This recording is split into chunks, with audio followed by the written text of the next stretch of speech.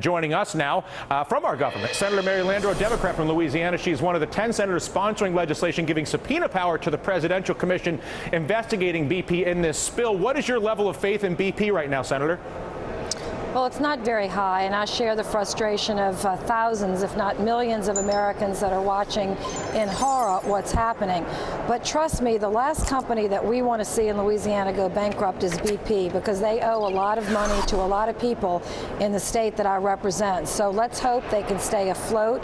Let's hope and force BP to pay the claims that they need to pay to the fishermen and to the businesses, and that's something actually that I'm focusing on as chair of the Small Business Committee. And to that end, how do you feel about BP continuing to pay out $10.5 billion a year in dividends, which would only further weaken their financial position if the liability continues to rise, as it clearly appears to be doing?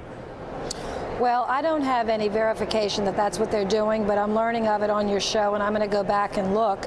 I don't know about the specifics of that, but I do think it's important for BP to try to maintain themselves in business. Again, the people of Louisiana don't want them to go bankrupt, because then we'll have no one to look to for the huge damage that they've caused to us, as well as to the states of Mississippi, Alabama, potentially even Florida.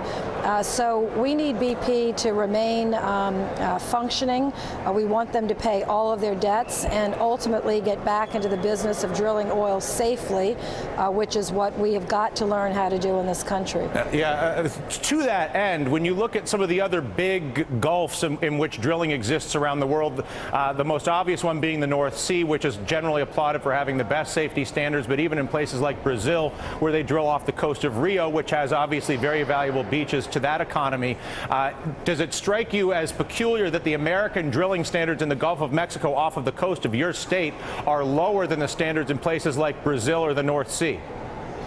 Well, first of all, I'm evaluating those things now. What I generally understand is that U.S. standards are very high, some of the highest in the world, perhaps not the highest, and this spill obviously causes us to look very deeply. But, you know, remember, even if we did have the highest standards in the world, if a company's not following them, or if the government's not doing its job in regulating it, this accident still could happen. So it's a combination of human error. What I do understand about this incident, there were lots of red lights. You heard what the widows said. Their husbands came home and said, this well is kicking.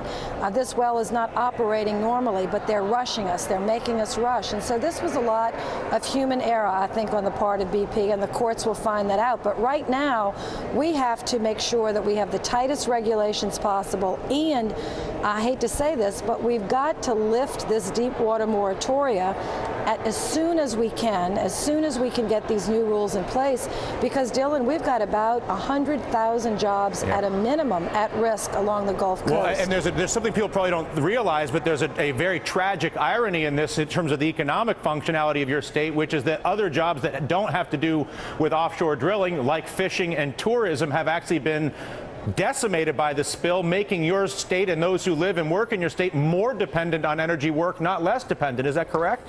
Absolutely. I mean, Louisiana has 4 major industries, and 3 of them have been hard hit. Maybe agriculture hasn't, but you've hit it: tourism, oil and gas, and fisheries.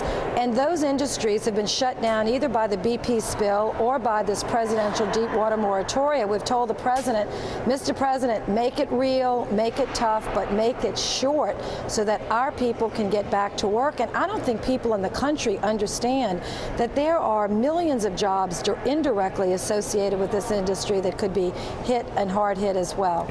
2 last questions for you, and then I will let you go. One, on the jobs front, is there any talk of a jobs program that would target, as you and I both know, an incredible percentage of our country that is on the unemployment rolls right now, that could potentially be set up in programs where they're continuing to collect government money, but working to deal with containment and spill cleanup as opposed to not? Is that something that's even under consideration, or other outside-of-the-box ideas for the unemployment problem, and using the unemployment problem to try to help solve the obvious disaster problem? Well, you know, we've got recently unemployed people. I mean, fishermen that were fishing last month that are now unemployed, and we want them to be part of the cleanup. But for the job numbers, what we hope to do is get on the floor of the Senate and passed on the President's desk a small business jobs creation bill. We have been bipartisan, Olympia Snow and I, chairing and co-chairing this committee in the Senate. We have some great proposals that we're just waiting for time on the Senate to get. The President's put out some of his own ideas, but just this morning I had a hearing with bankers, regulators, and small business owners. If we're going to get out of this recession, we're going to get out of it by small business getting the capital they need to expand and hire right now. And I think in some ways we've missed that point, and we've got to get on point. Small growth, big growth, small business, that's the key to getting out of this recession. I couldn't agree with you more. It's a conversation for a different day, but you understand that the banks make way more money with high-frequency trading, uncollateralized derivatives trading, and massive lending, and it's far less profitable to do small business lending, so there's no economic incentive for a banker who's being given free money from our government to do any small business lending when I can make way more money doing trading strategies here in New York that make me money and then transfer the risk to the government. Well, I understand that, but if we wouldn't have stabilized those banks, a lot of them would have collapsed, and everybody's 401k would have gone into the ditch. So we stabilized Wall Street, but now we need to jumpstart Main Street, and that's why we're not putting taxpayer money in small banks. We're trying to get them to lend money by making sure the regulations are fair, and we're looking at the way they're getting that capital out to small businesses, not just keeping it on their balance sheets. It's way more profitable to trade it here in New York. That's why they do it. I tell you, I can get rich here. I don't have to deal with all this craziness of small business. It's a pain in the neck. I can just trade it downtown. I get rich on my boat, and everybody else can go you know where. We want to get back to the good old days of lending and making good loans and making money. Bankers.